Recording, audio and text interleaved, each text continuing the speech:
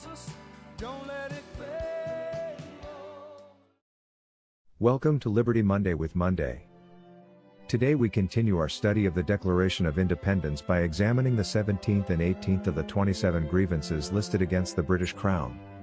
These grievances focus on the use of military power against the colonies and the escalation of conflict that pushed the relationship between Britain and the American colonies toward open war. The founders believed that government exists to protect the rights and security of its people. When a government instead turns its military power against those it governs, it signals a serious breakdown in that relationship. Grievances 17 and 18 describe actions that the colonists believed crossed that line. Context: when government turns force against the people. By the mid-1770s, tensions between Britain and the American colonies had intensified dramatically. Political disagreements over taxes, representation, and authority had already strained the relationship. But when military force began to replace political negotiation, many colonists concluded that reconciliation was becoming impossible. These grievances reflect the moment when political disputes began transforming into armed conflict. The 17th grievance, bringing foreign soldiers to wage war. The text of the grievance. He is at this time transporting large armies of foreign mercenaries to complete the works of death, desolation and tyranny, already begun with circumstances of cruelty and perfidy scarcely paralleled in the most barbarous ages, and totally unworthy the head of a civilized nation. What this means. This grievance refers to the British Crown's decision to hire foreign troops, primarily soldiers from various German states, to fight against the American colonists. These soldiers are commonly referred to as Hessians, though they came from several German territories.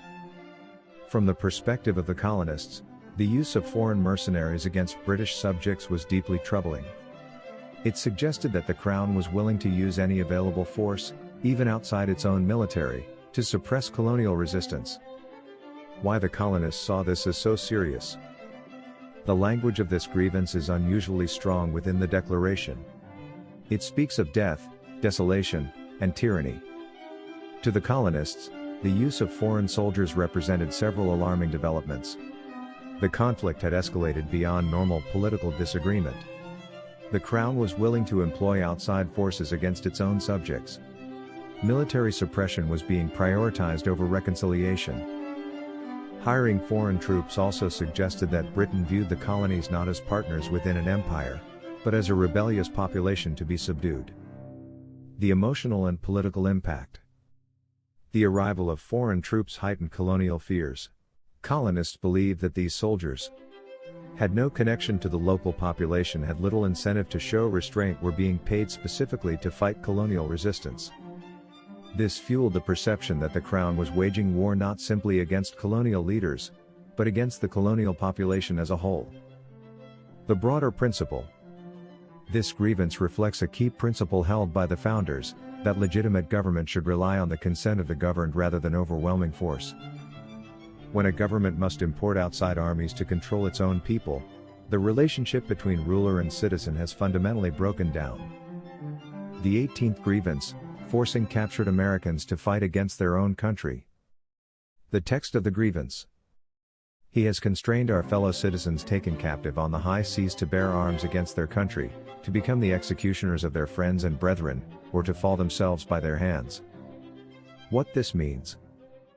This grievance accuses the British government of forcing captured American sailors to serve in the British military.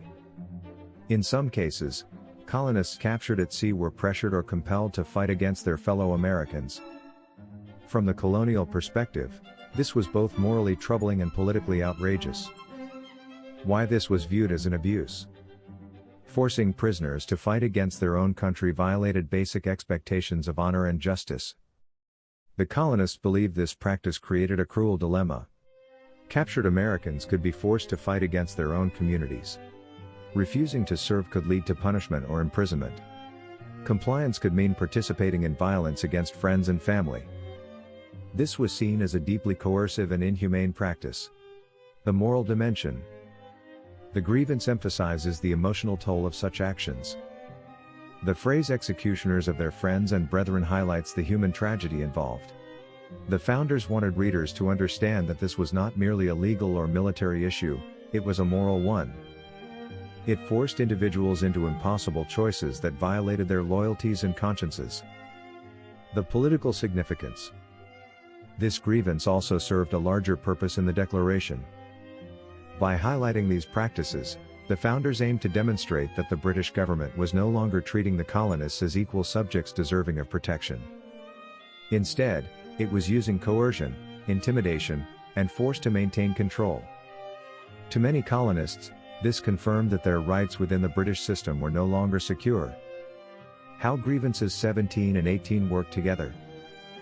These two grievances reveal a troubling pattern. First, the Crown brought foreign mercenary armies to wage war against the colonies. Second, captured Americans were forced or pressured to fight against their own people. Together, these actions painted a picture of a government willing to use extreme measures to maintain authority. From the colonists' perspective, the conflict had moved far beyond policy disagreements.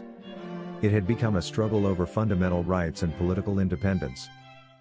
Why these grievances were included in the Declaration. The Declaration of Independence was meant to explain to the world why the colonies believed separation from Britain had become necessary. By including grievances like these, the founders sought to demonstrate that the British government had abandoned the responsibilities of legitimate rule. They believed that governments must protect their citizens.